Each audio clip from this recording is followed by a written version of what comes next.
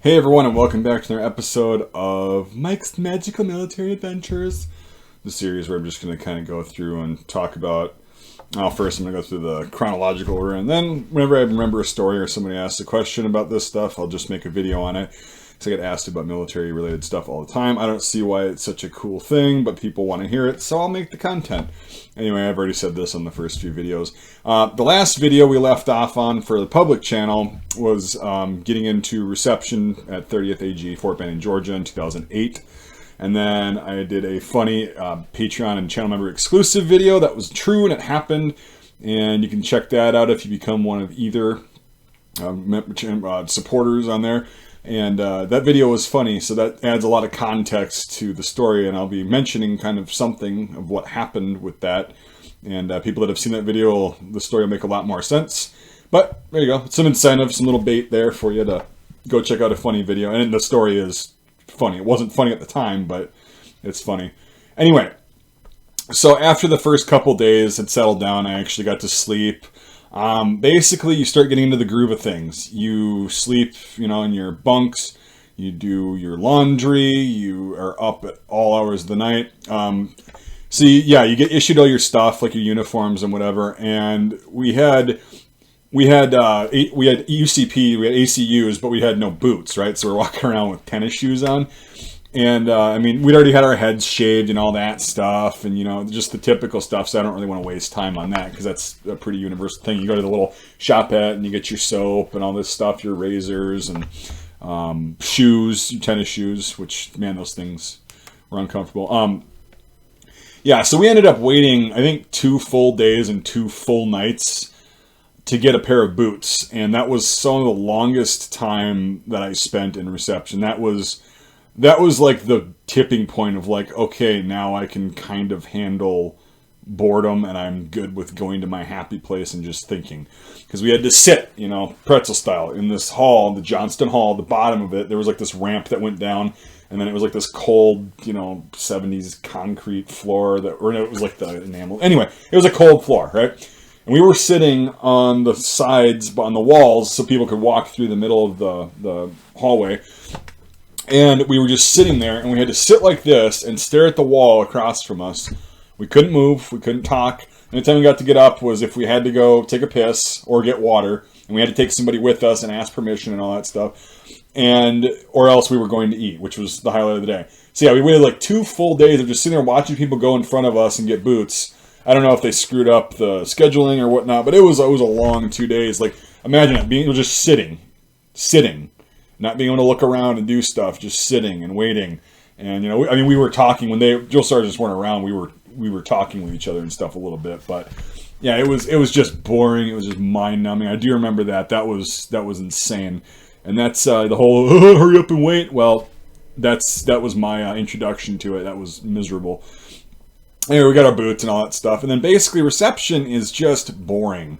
It's a lot of learning stuff that I learned in RSP and dealing with the people. My God, so they get everybody super tired on purpose because we have people from all over the United States. We even had a guy that was National Guard from Guam. He's a really cool dude, but his time schedule was a little bit fucking different than ours, So they wanted everybody to just get so tired that everybody goes to sleep one night and everybody's on the same sleep schedule. There is a method to the madness.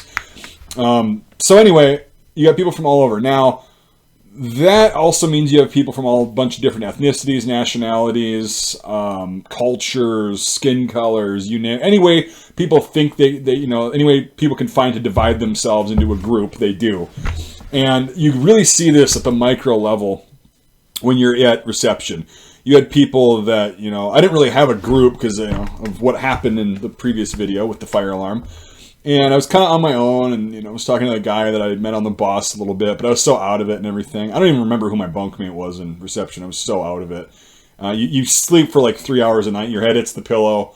And then it's like you literally go up because you're like 3 or 4 hours. Then you have to do fire guard. And it's just ridiculous. And yeah, you're just so freaking tired, just like a zombie walking around.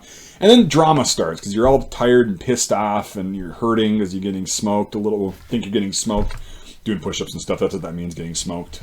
Physical training, remedial training exercises. And basically, I just remember it's a lot of paperwork, waiting, you get your shots, which sucks. If you don't like needles, good luck.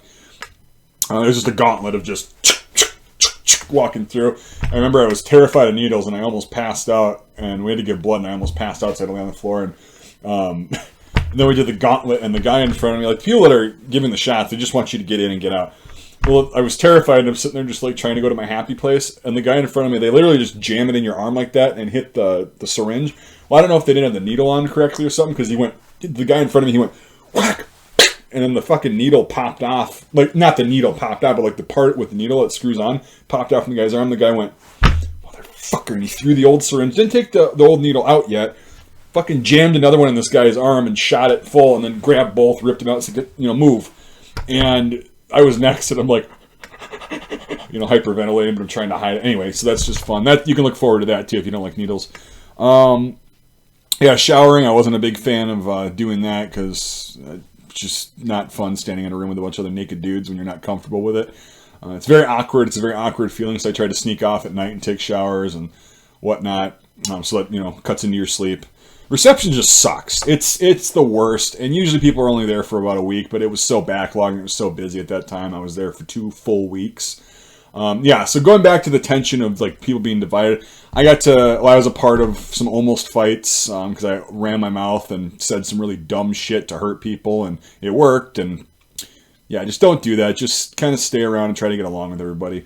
And then I did witness one fight where everybody was standing around, and the guy's just like, basically a penguin fight when they're just like this, and then all of a sudden the guy swung, made contact, and they started beating the shit out of each other. So we all scattered. It's like, fuck, we're gonna get in trouble now. So yeah, it's just a lot of that. It's a lot of just cleaning, sweeping, mopping, dusting, everything, cleaning. People are going through alcohol and drug withdrawals. They're going through nicotine withdrawals, which is mostly mental. You name it. And so there's a lot of fighting that happens, and we were all, the oldest guy that we were with was like in his, I think he's 25 or late 20s. So we're all very young and very stressed out, full of rage and just whatever. And so, yeah, I mouthed off and almost got my ass handed to me, rightfully so. I called somebody a racist term. I knew it would hurt them, and I got the reaction I wanted. He almost beat the shit out of me, and he would have been justified. But talked my way out of that. We ended up being good friends. I learned from another guy that there is definitely a difference between Puerto Rican people and Mexican people. That was a good lesson to learn. I know you guys watch this that are, I call the guy a racist name. He's a black guy from Alabama. So if you're black or Hispanic or anything watching, you're probably just sitting there laughing. I don't have a problem with anybody. I didn't at the time. I was just ignorant to different cultures, and I knew the terms that I knew the buttons to push, man. And so yeah, people. It wasn't just me. People were just fucking pushing every single button you can. Plus, you're stressed out. You're getting yelled at. And then another thing is the chow hall. It stinks. It's always this process of standing out in the fucking sun for, an hour and a half, and then you get in there and you get 5 minutes to eat, and it's pretty mediocre in reception. The food was okay, but I was just whatever. And then afterwards, you go out to this big pavilion thing, and you'd have to stand around some more and get into your platoons when the drill sergeants came out. And then there was this area. There's this creek bed behind, this pavilion that you could walk down. There was this little thing where it was Georgia clay, and we'd all stand on there and pee off into the creek, right? Because we had to stand there, and the porta-johns that were by there were always fucking full, and they stunk, so we just go piss in the creek. Well, that turned into ammonia, so we got, we weren't allowed to do that. And then, yeah, people would fake smoke, they'd be like, all right. Just for the motion of the social thing. And, so it was just boring. It was stupid. And then I was in, 191, Charlie, Oscar. So Oscar, they have different, endings. And I think what they were was Oscar was OSIT, and then Bravo was basic. Because all the people who were non-infantry, who also went to Benning, like combat medics, and some other people that were non-infantry that were there, they were all in the Charlie Bravo, and we were in Charlie Company in reception. So yeah, that's what I was in. And then you'd have to, every fucking day for accountability, you'd have to say, I forgot what my actual roster number was, whatever, and then your last name, and then you take a knee, so they count everybody. Yeah, that's basically it. So that happened for 2 full weeks. We got our ship date. They're like, all right, you're going down on the 20th, so You get some more paperwork and stuff done. And the night before we went downrange, they call it, we found out where we were going, and it didn't mean anything to us. We didn't know. They were like, one of the drill sergeants says, "Oh, my old stomping grounds. Yeah, you're going to Charlie 254. You guys are going to have a real fucking fun time there." Man, and he's naming off names, and he's like, "You guys are going to get worked over real good. Yep, you guys are fucked." And so it was that kind of thing. We're like, well, I don't know if it's a bad thing or a good thing, and who knew? Anyway, so I'm going to cut this video with a teaser about the night before we went downrange and what happened. It was a pretty significant thing, and it was interesting to say the least. So yeah, if you become a Patreon supporter or channel member for any dollar amount, you'll have access to the next video in the series. And then the next video after that, I'll tell you about the day we went downrange. This is all very memorable stuff to me. And it wasn't that long ago, so I might have some of the details wrong. That's why it's pretty vague on some parts. But most of the stuff I remember pretty well because it was an eye-opener. Anyway, next video is going to be an exclusive, so you can choose to check that out if you want. It's a pretty important story, and it kind of makes me look like an asshole, but I didn't give a fuck at that point. Anyway, thank you for watching, everybody. Let me know if you got any questions or whatever, and we'll see you on the next episode of Mike's Magical Military Adventures. Sorry it's not as exciting as you thought it would be. See ya.